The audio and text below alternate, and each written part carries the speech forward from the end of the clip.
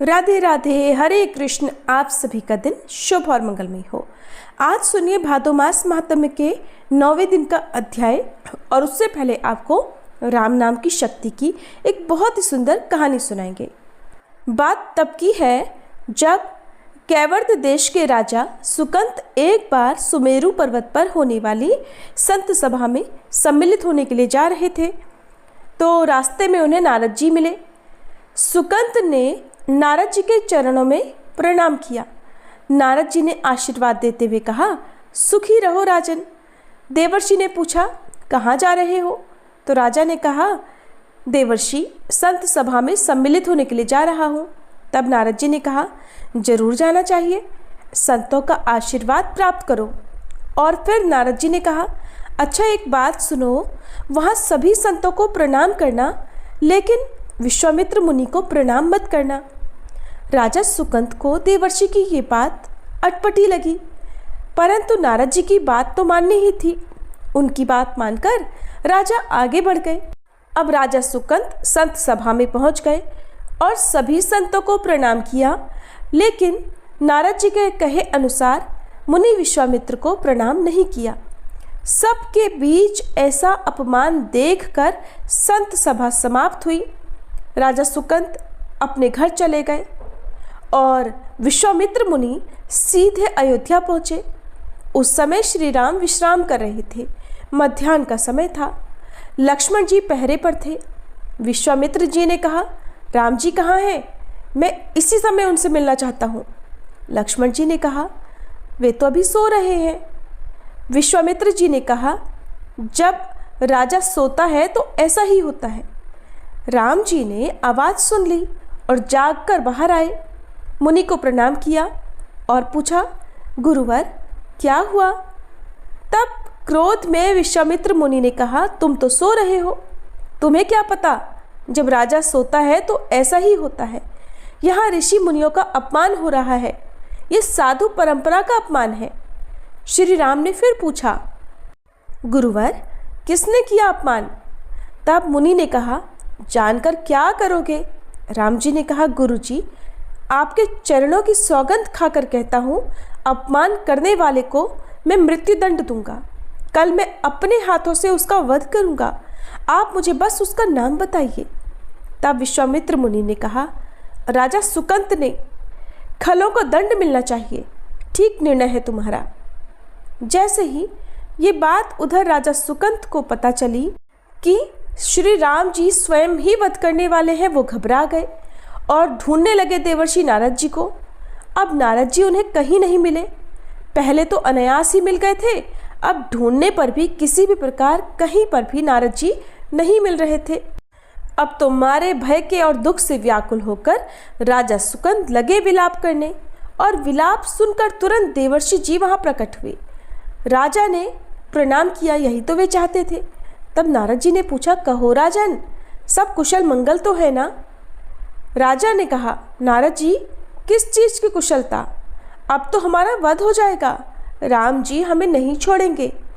तब नारद जी बोले, ये मृत्यु लोक है, यहाँ तो ये क्रम चलता ही रहता है। राजा ने कहा, हम लेकिन मरना नहीं चाहते। नारद जी बोले, मरना कौन चाहता है, लेकिन ये तो प्रकृति का नियम है। राजा ने कहा, महाराज जी, क्या सचमुच भगवान हमें मार डालेंगे?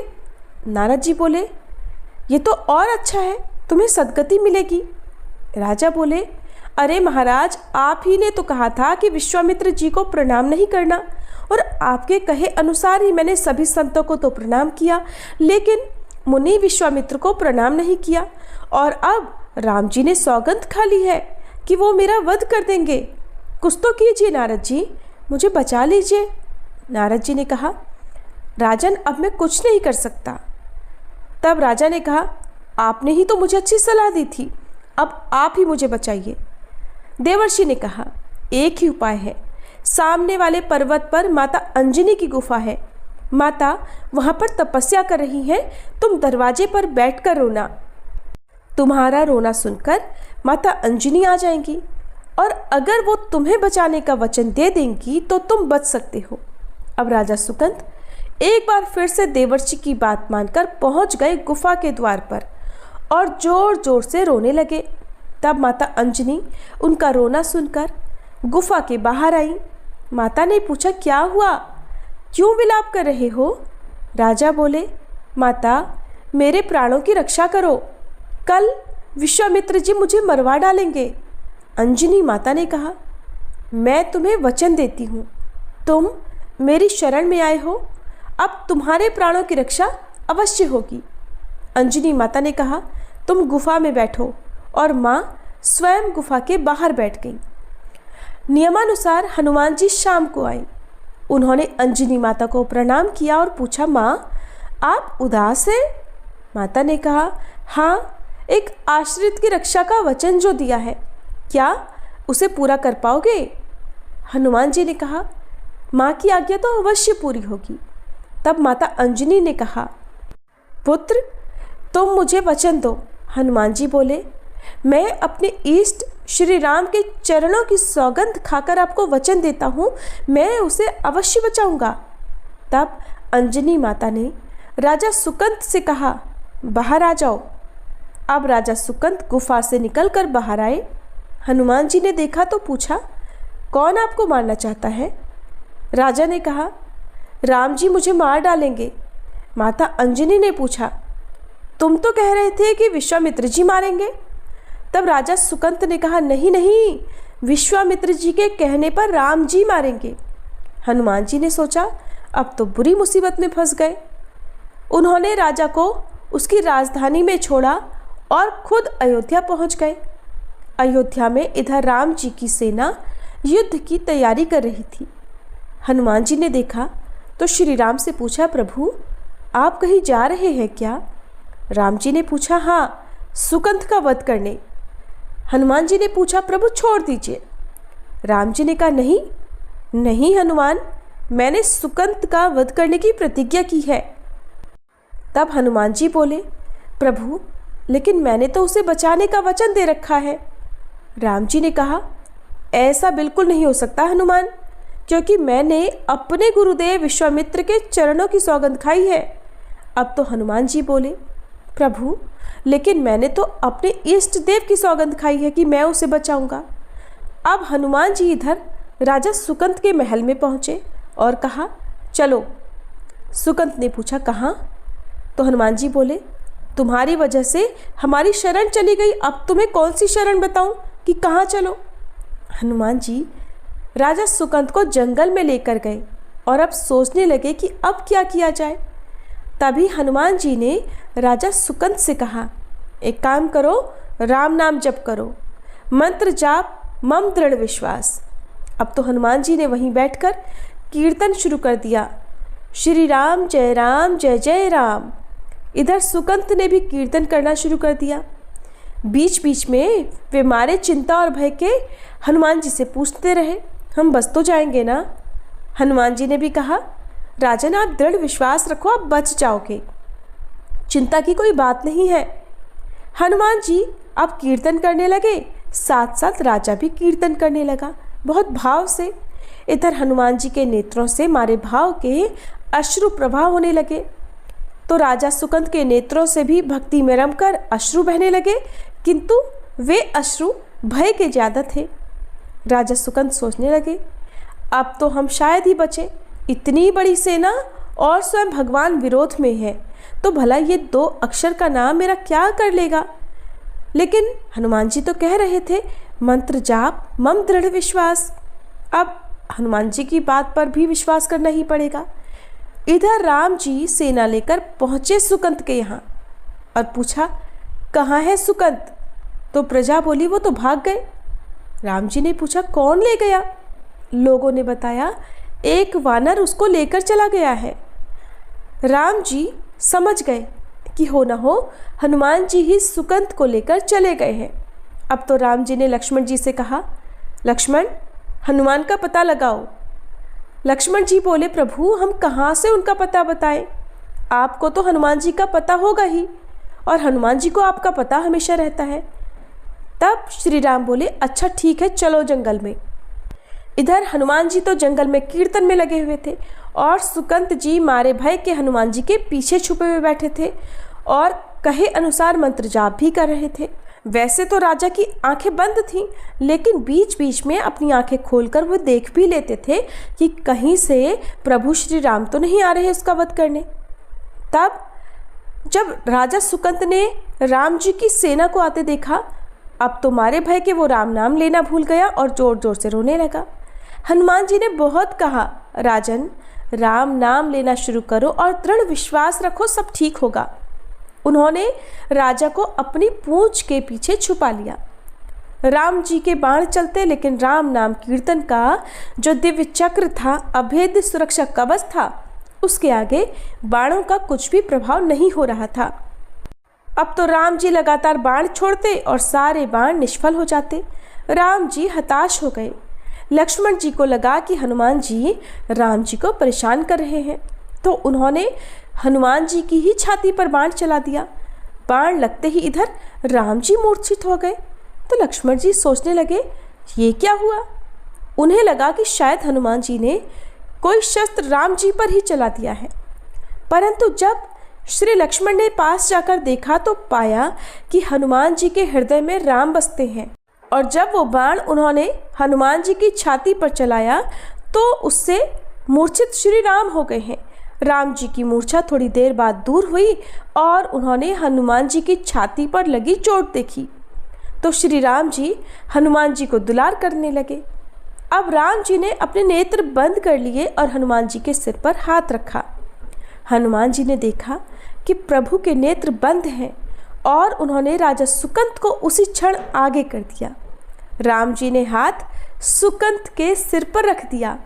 अब इधर जैसे ही श्री राम ने नेत्र खोले तो उन्होंने क्या देखा कि ये तो सुकंत है।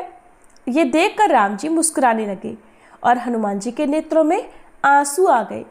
तब उन्होंने हाथ जोड़कर प्रभु श्री राम से कहा, प्रभु अब तो सब कुछ आपके ही हाथों में है। राम जी बोले, हनुमान जी, जिस पर तुम कृपा कर दो तो फिर मुझे भी कृपा करनी ही पड़ती है, परंतु हम गुरुदेव को क्या जवाब देंगे। तब तक विश्वामित्र मुनि का भी आगमन वहां हो गया। तुरंत हनुमान जी ने राजा सुकंत से कहा कि उस समय प्रणाम नहीं किया था ना, अभी जाकर प्रणाम कर लो, तुम्हारे प्राण बच जाएंगे। राजा सुकंत तुरंत प्राण बचाकर भागे और विश्वामित्र मुनि के चरणों में लोटपोट हो गए। विश्वामित्र मुनि जी प्रसन्न हो गए और बोले, श्री राम, इसे क्षमा कर दो। साधु का काम तो सुधार करना होता है, संहार करना नहीं। इसे अपनी गलती का भान हो चुका है। अब राजा की जान में जान आई और उनके प्राण बच गए। फिर उनसे पूछा गया कि संत को प्रणाम न करने की दुर्बुद्धि तुम्हें किस कुसंग में मिली थी। तब राजा ने जवाब दिया, कुसंग में नहीं बल्कि सत्संग में ही मिली थी। अब राजा भला किस मुंह से बताते कि ये सब तो देवर्षि नारद जी की आज्ञा के अनुसार हुआ था। तब उनसे पूछा गया कि कौन से संत के संग में। तब तक देवर्षि नारद जी वहां पर प्रकट हो गए और बोले, मैंने ही कहा था। राम जी ने पूछा, ये लीला क्यों की देवर्षि। नारद जी बोले, प्रभु, मैं जहाँ भी जाता था मुझसे पूछा जाता था कि भगवान बड़े हैं या फिर भगवान का नाम बड़ा, तो मैंने सोचा एक लीला ऐसी हो जाए जिससे सभी लोगों को उत्तर मिल जाए। और अब देवर्षि नारद की रची हुई लीला से सभी लोगों को वहां पर अपने प्रश्न का उत्तर मिल चुका था, स्वयं राजा सुकंत को भी। ये था आज का प्रसंग। अब सुनिए आज का अध्याय, जिसमें मुनियों ने पूछा, हे ब्रह्मा जी, भगवान श्री कृष्ण का स्नान किस समय और किस विधि से होता है। हे विधिज्ञों में श्रेष्ठ, हमें उसकी विधि भी बताइए। तब ब्रह्मा जी इस प्रकार कहने लगे, मुनियों, श्री कृष्ण, बलराम और सुभद्रा का स्नान परम पुण्यमय और सभी पापों का नाशक है। मैं उसकी विधि आदि का वर्णन करता हूँ, ध्यानपूर्वक सुनो। ज्येष्ठ मास में पूर्णिमा को ज्येष्ठा नक्षत्र आने पर वहाँ हर समय श्री हरि का स्नान होता है। वहाँ सर्व तीर्थमय कूप है जो अत्यंत निर्मल और पवित्र माना गया है। ज्येष्ठ पूर्णिमा को उसमें भगवती गंगा प्रत्यक्ष रूप से प्रकट होती हैं। इसलिए ज्येष्ठ की पूर्णिमा को स्वर्णमय कलशों से श्री कृष्ण, बलभद्र और सुभद्रा जी के स्नान के लिए उस कूप से जल निकाला जाता है। इसके लिए एक सुंदर मंच बनाकर उसे पताका आदि से सुसज्जित किया जाता है। वह सुदृढ़ और सुखपूर्वक चलने योग्य बना होता है। वस्त्र और फूलों से उसे सजाया जाता है। वह खूब बड़ा होता है और धूप से सुवासित किया जाता है। उस पर श्री कृष्ण और बलराम जी को स्नान कराने के लिए श्वेत वस्त्र बिछाया जाता है। उसे सजाने के लिए मोती के हार लटकाए जाते हैं। तरह तरह के बाजों की ध्वनि होती रहती है। एक मंच पर एक ओर भगवान श्री कृष्ण और दूसरी ओर भगवान बलराम विराजते हैं। बीच में सुभद्रा देवी को पधराकर जय जयकार और मंगल घोष के साथ स्नान कराया जाता है। उस समय ब्राह्मण, क्षत्रिय, वैश्य, शूद्र तथा अन्य जाति के लाखों स्त्री पुरुष उन्हें घेरे रहते हैं। गृहस्थ, स्नातक, सन्यासी और ब्रह्मचारी सभी मंच पर विराजमान भगवान श्री कृष्ण और बलराम जी को स्नान कराते हैं। पूर्वोक्त संपूर्ण तीर्थ अपने पुष्प मिश्रित जल में अलग अलग भगवान को स्नान कराते हैं। फिर शंख, घंटा, भेरी, मृदंग, झांझ आदि वाद्यों की तुमुल ध्वनि के साथ स्त्रियों के मंगल गीत, स्तुतियों के मनोहर शब्द, जय जयकार, वीणारव और वेणुनाद का महान शब्द समुद्र की गर्जना के समान जान पड़ता है। उस समय मुनिगण वेद पाठ और मंत्रोच्चारण करते रहते हैं। सामगान के साथ तरह तरह की स्तुतियों के पुण्यमय शब्द होते रहते हैं। यति, स्नातक, गृहस्थ और ब्रह्मचारी स्नान के समय बड़ी प्रसन्नता के साथ भगवान की स्तुति करते हैं। श्री कृष्ण और बलराम जी के ऊपर रत्न दंड विभूषित चंवर डुलाए जाते हैं। आकाश में यक्ष, विद्याधर, सिद्ध, किन्नर, अप्सराएं, देव, गंधर्व, चारण, आदित्य, वसु, रुद्र, साध्य, विश्वदेव, मरुदगण, लोकपाल तथा अन्य लोग भी भगवान पुरुषोत्तम की स्तुति करते हैं। देव देवेश्वर पुराण पुरुषोत्तम, आपको नमस्कार है। जगत पालक भगवान जगन्नाथ, आप सृष्टि, स्थिति और संहार करने वाले हैं। जो त्रिभुवन को धारण करने वाले, ब्राह्मण भक्त, मोक्ष के कारणभूत और समस्त मनोवांछित फलों के दाता हैं, उन भगवान को हम प्रणाम करते हैं। इस प्रकार आकाश में खड़े हुए देवता श्री कृष्ण, महाबली बलराम तथा सुभद्रा देवी की स्तुति करते, गंधर्व गाते और अप्सराएं नृत्य करती रहती हैं। देवताओं के बाजे बजते और शीतल वायु चलती है। उस समय आकाश में उमड़े हुए बादल पुष्प मिश्रित जल की वर्षा करते हैं। मुनि, सिद्ध और चारण जय जयकार करते हैं। इसके बाद देवतागण मंगल सामग्रियों के साथ विधि और मंत्रयुक्त अभिषेक उपयोगी द्रव्य लेकर भगवान का अभिषेक करते हैं। इंद्र, सूर्य, चंद्रमा, धाता, विधाता, वायु, अग्नि, पूषा, भग, अर्यमा, त्वष्टा, दोनों पत्नियों सहित विवस्वान, मित्र, वरुण, रुद्र, वसु, आदित्य, अश्विनी कुमार, विश्वदेव, मरुदगण, साध्य, पितर, विद्याधर, पितामह, पुलत्स्य, पुलह, अंगिरा, कश्यप, अत्रि, मरीचि, भृगु, कृतु, हर, प्रचेता, मनु, दक्ष, धर्म, काल, यम, मृत्यु, यमदूत तथा अन्य अनेकों देवता भगवान का अभिषेक करने के लिए इधर उधर से आते हैं और स्वर्णमय कलशों में रखे हुए पुष्प मिश्रित आकाश गंगा के जल से भगवान श्री कृष्ण, सुभद्रा तथा बलराम जी को स्नान कराते हैं और प्रसन्नता पूर्वक इस प्रकार उनकी स्तुति करते हैं। संपूर्ण लोकों का पालन करने वाले हे जगन्नाथ, आपकी जय हो, जय हो। आप भक्तों के रक्षक तथा शरणागत वत्सल हैं। संपूर्ण भूतों में व्यापक आदिदेव, आपकी जय हो। योगीवर, आपकी जय हो, जय हो। सूर्य आपके नेत्र हैं तथा आप देवताओं के राजा हैं। वेदों में आप ही सर्वश्रेष्ठ बताए गए हैं। आपने कच्छप अवतार धारण किया था। आप श्रेष्ठ यज्ञ स्वरूप हैं।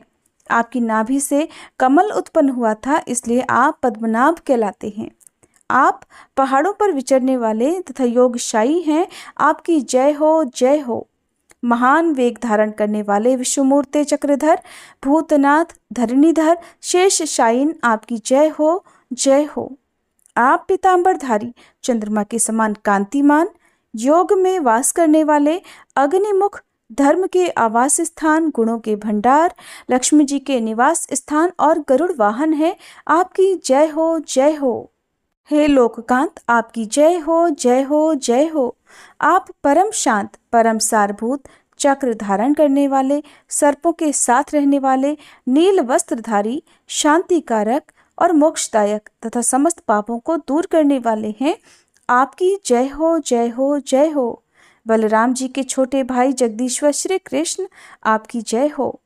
पद्म पत्र के समान नेत्रों वाले तथा इच्छानुसार फल देने वाले प्रभु, आपकी जय हो। चक्र और गदा धारण करने वाले नारायण, आपका वक्ष स्थल वनमाला से आच्छादित है, आपकी जय हो। लक्ष्मीकांत विष्णु, आपको नमस्कार है, आपकी जय हो। इस प्रकार श्री कृष्ण, बलराम और सुभद्रा जी की स्तुति, दर्शन और वंदन करने के बाद देवतागण अपने अपने स्थान को चले जाते हैं। उस समय जो मनुष्य अपने मंच पर विराजमान पुरुषोत्तम श्री कृष्ण, बलभद्र और सुभद्रा जी का दर्शन करते हैं, वे अविनाशी पद को प्राप्त होते हैं। सहस्त्रों गोदान, विधिवत भूमिदान, अर्घ्य और आतिथ्य पूर्वक अन्नदान, विधिवत वृषोत्सर्ग, ग्रीष्मकाल में जलदान, चांद्रायण व्रत के अनुष्ठान तथा शास्त्रोक्त विधि से 1 मास तक उपवास करने से जो फल मिलता है, वही मंच पर विराजमान भगवान श्री कृष्ण का दर्शन करने से मिल जाता है। या फिर अधिक कहने की क्या आवश्यकता है। संपूर्ण तीर्थों में व्रत और दान का जो फल बतलाया गया है, वह मंचस्थ श्री कृष्ण, सुभद्रा जी और बलराम जी का दर्शन करने मात्र से प्राप्त हो जाता है। इसलिए स्त्री हो या पुरुष, सबको उस समय पुरुषोत्तम जी का दर्शन करना चाहिए। इससे सब तीर्थों में स्नान आदि करने का फल मिलता है। भगवान के स्नान किए हुए शेष जल को अपने शरीर पर छिड़कना चाहिए। इससे पुत्र की इच्छा करने वाली स्त्री को पुत्र की प्राप्ति होती है, सुख चाहने वाली को सौभाग्य मिलता है, रोगार्त नारी रोग से मुक्त हो जाती है और धन की इच्छा रखने वाली स्त्री को धन मिलता है। इसलिए भगवान श्री कृष्ण के स्नानावशेष जल को अपने अंगों पर जरूर छिड़कना चाहिए। वह संपूर्ण अभिलषित वस्तुओं को देने वाला है।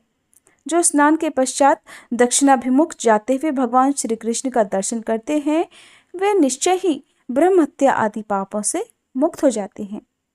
शास्त्रों में पृथ्वी की 3 परिक्रमा करने का जो फल बताया गया है, वही दक्षिणाभिमुख यात्रा करते हुए भगवान श्री कृष्ण का दर्शन करने से प्राप्त होता है।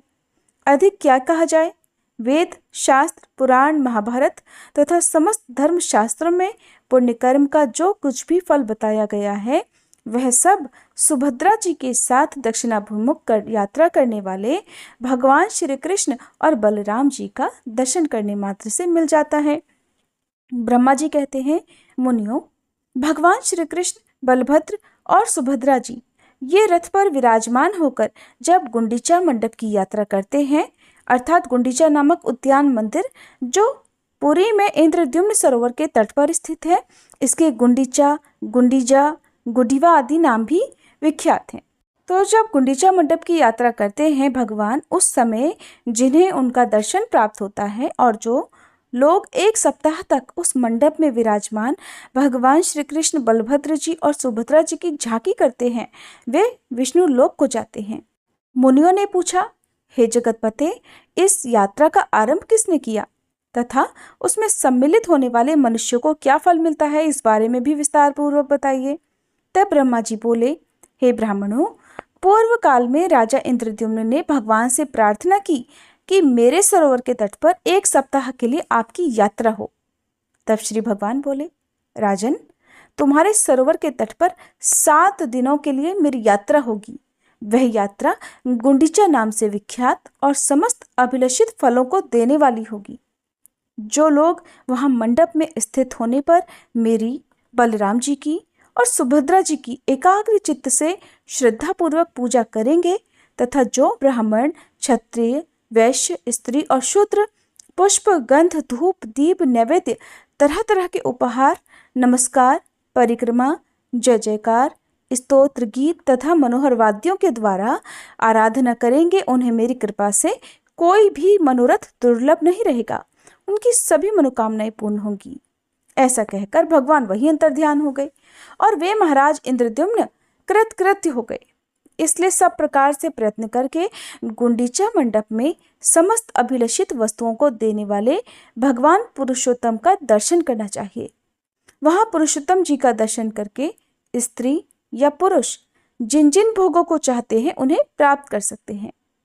मुनियों ने पूछा, भगवान, गुंडीचा की एक एक यात्रा का अलग अलग क्या फल है? उसे करने से नर या नारी को कौन सा फल मिलता है, कृपया बताइए। ब्रह्मा जी कहने लगे, ब्राह्मणों सुनो, मैं प्रत्येक यात्रा का फल बताता हूँ। गुंडीचा में प्रबोधिनी एकादशी के दिन, फाल्गुन की पूर्णिमा को तथा विषुव योग में विधि पूर्वक यात्रा करके भगवान श्री कृष्ण, बलराम जी और सुभद्रा जी का दर्शन करने से मनुष्य वैकुंठ धाम में जाता है। क्षेत्रों में श्रेष्ठ पुरुषोत्तम तीर्थ बड़ा ही पवित्र, रमणीय, मनुष्यों को भोग और मोक्ष का दाता तथा सब जीवों को सुख पहुंचाने वाला है। जो जितेंद्रिय स्त्री या पुरुष ज्येष्ठ मास में वहां शास्त्रोक्त विधि के अनुसार 12 यात्राएं करके एकाग्र मन से उनकी प्रतिष्ठा करता है और उस समय धन खर्च करने में कंजूसी नहीं करता, वह तरह तरह के भोगों का उपभोग करके अंत में मोक्ष पद को प्राप्त होता है। मुनियों ने कहा, हे देव, हे जगतपते, हम आपके मुंह से 12 यात्रा की प्रतिष्ठा की विधि, पूजन, दान और फल सुनना चाहते हैं। ब्रह्मा जी कहने लगे, ब्राह्मणों, जब 12 यात्राएं पूरी हो जाएं, तब विधि पूर्वक उनकी प्रतिष्ठा करें। वह सब पापों का नाश करने वाली है। ज्येष्ठ मास के शुक्ल पक्ष में एकादशी तिथि को एकाग्र मन से किसी पवित्र जलाशय पर जाकर आचमन करें और इंद्रिय संयम पूर्वक पवित्र भाव से सब तीर्थों का आह्वान करके भगवान नारायण का ध्यान करते हुए विधिवत स्नान करें। ऋषियों ने स्नान कर्म में जिसके लिए जैसी विधि बतलाई है, उसको उसी विधि से स्नान करना चाहिए। स्नान के पश्चात नाम, गोत्र और विधि का ज्ञाता पुरुष शास्त्रोक्त विधि से देवताओं, ऋषियों, पितरों तथा अन्य जीवों का तर्पण करे। फिर जल से निकलकर 2 स्वच्छ वस्त्र पहने और विधि पूर्वक आचमन करके 108 बार गायत्री मंत्र का मानसिक जप करे। गायत्री सब वेदों की माता, संपूर्ण पापों को दूर करने वाली तथा परम पवित्र है। इसके सिवा अन्यान्य सूर्य संबंधी मंत्रों का भी श्रद्धा पूर्वक जप करना चाहिए। फिर 3 बार परिक्रमा करके सूर्य देव को प्रणाम करें। ब्राह्मण, क्षत्रिय और वैश्य, इन 3 वर्णों का स्नान और जप वैदिक विधि के अनुसार बताया गया है, किंतु स्त्री और शूद्रों के स्नान और जप में वैदिक विधि का निषेध है। इसके बाद मौन होकर घर में जाएं और हाथ पैर धोकर विधिवत आचमन करके श्री पुरुषोत्तम भगवान की पूजा करें। पहले भगवान को घी से स्नान कराएं, फिर दूध से, उसके बाद मधु से, गंध और जल से, फिर तीर्थ के चंदन और जल से स्नान कराएं। इसके बाद भक्ति पूर्वक 2 उत्तम वस्त्र पहनाएं, फिर चंदन, अगर, कपूर और केसर भगवान के अंगों में लगाए। फिर से पराभक्ति के साथ कमल से तथा श्री विष्णु देवता संबंधी मल्लिका आदि अन्य पुष्पों से भगवान पुरुषोत्तम की पूजा करें। भोग और मोक्ष के दाता जगदीश्वर श्री हरि की इस प्रकार पूजा करके उनके सामने अगर, गुग्गल और अन्य सुगंधित पदार्थों के साथ धूप जलाए। अपनी शक्ति के अनुसार घी से दीपक जलाकर रखे, घी या फिर तिल के तेल से अन्य 12 दीपक जलाकर रखे। नैवेद्य के रूप में खीर, पुआ, पूड़ी, बड़ा, लड्डू, खांड और फल निवेदित करें। इस प्रकार पंचोपचार विधि से श्री पुरुषोत्तम भगवान का पूजन करके ओम नमः पुरुषोत्तमाय इस मंत्र का 108 बार जप करें और इसके बाद भक्ति पूर्वक भगवान पुरुषोत्तम से इस प्रकार प्रार्थना करें कि भक्तों को अभय प्रदान करने वाले लोक लोकेश्वर, हे पुरुषोत्तम, आपको नमस्कार है। मेरा उद्धार कीजिए, मैं संसार सागर में डूबा हुआ हूँ। हे जगतपते गोविंद, आपके दर्शन के लिए मैंने जो 12 यात्राएं की हैं, वे सब आपकी कृपा से मेरे लिए परिपूर्ण हो। इस प्रकार भगवान को प्रसन्न करके साष्टांग दंडवत करें। फिर पुष्प, वस्त्र और चंदन आदि से भक्तिपूर्वक गुरु की पूजा करें, क्योंकि गुरु और भगवान में कोई अंतर नहीं है। इसके बाद तरह तरह के पुष्पों से भगवान के ऊपर एक सुंदर पुष्प मंडप बनाएं।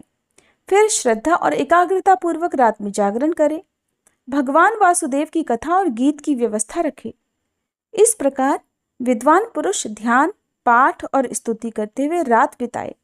इसके बाद निर्मल प्रभात होने पर अर्थात सुबह होने पर द्वादशी को 12 ब्राह्मणों को निमंत्रित करें। फिर ब्राह्मण स्नातक, वेदों में पारंगत, इतिहास पुराण के ज्ञाता, क्षोत्री और जितेंद्रीय होने चाहिए। इसके बाद स्वयं भी विधि पूर्वक स्नान करके धुला हुआ वस्त्र पहने और इंद्रियों को वश में रखते हुए पहले भगवान को स्नान कराकर उनकी पूजा करें। भगवान की पूजा के बाद ब्राह्मणों की भी पूजा करें। उनके लिए 12 गौवें दान करके श्रद्धा और भक्तिपूर्वक स्वर्ण, छत्री और जूते, धन तथा वस्त्र आदि समर्पित करें। अपनी सामर्थ्य के अनुसार दान दक्षिणा दे। सद्भाव से पूजित होकर भगवान गोविंद संतुष्ट होते हैं। आचार्य को भी भक्तिपूर्वक गौ, वस्त्र, स्वर्ण, छत्री, जूते तथा कांसे का पात्र अर्पित करें। इसके बाद ब्राह्मणों को खीर, पकवान, गुड़ और घी में बने हुए भोज्य पदार्थ खिलाएं। जब वे भोजन करके तृप्त हो जाएं, तब उनके लिए 12 जल से भरे हुए घड़े दान करें। उन घड़ों के साथ लड्डू और यथाशक्ति दक्षिणा भी होनी चाहिए। आचार्य को भी कलश और दक्षिणा निवेदित करें। इस तरह ब्राह्मणों की पूजा करके श्री विष्णु तुल्य ज्ञानदाता गुरु की भी पूर्ण भक्ति के साथ पूजा करें। पूजन करने के बाद इस प्रकार कहें, शंख, चक्र और गदा धारण करने वाले सर्वव्यापी जगन्नाथ एवं आदि अंत से रहित भगवान पुरुषोत्तम मुझ पर प्रसन्न हो। ऐसा कहकर ब्राह्मणों की 3 बार परिक्रमा करें। इसके बाद मस्तक झुकाकर आचार्य को भक्ति पूर्वक प्रणाम करें। फिर प्रणाम के बाद उन्हें विदा करें। इसके बाद अन्य ब्राह्मणों को भी गांव की सीमा तक पहुंचा कर आएं। अंत में सबको नमस्कार करके वापस लौट आएं। फिर स्वजनों, बंधु बांधवों, अन्य उपासकों, दीनों, भिखारियों और अन्न चाहने वाले अन्य लोगों को भोजन कराकर फिर मौन होकर भोजन करें। ऐसा करके समस्त नर नारी 1000 अश्वमेध तथा 100 राजसूय यज्ञों का फल पाते हैं।